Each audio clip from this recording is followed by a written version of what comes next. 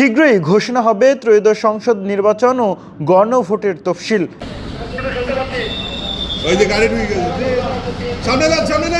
রাষ্ট্রপতির সাক্ষাৎ শেষে ইসিতে ফিরেছেন প্রধান নির্বাচন কমিশনার AM নাসির উদ্দিন। সব মশার বিরুদ্ধে সুরক্ষা দিতে এলো বসুন্ধরা এক্সট্রিম অ্যারোসল, মশার বিরুদ্ধে এক্সট্রিম সুরক্ষা। চলছে প্রস্তুতি। রেকর্ড করা হবে প্রধান নির্বাচন কমিশনার AM নাসির উদ্দিনের ভাষণ। আজ বিকেল 4টায় আগারগাঁওয়ের নির্বাচন কমিশন ভবনে এ ভাষণ রেকর্ড করা হবে।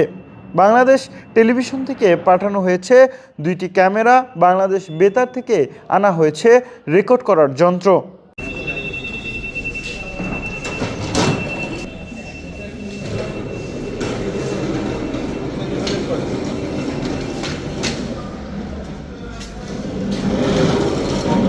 আজ সন্ধ্যায় অথবা আগামীকাল ঘোষণা হতে পারে ত্রয়োদশ সংসদ নির্বাচন ও গণভোটের তফসিল। Sheikh Nasir Uddin, Daily Sun, Dhaka.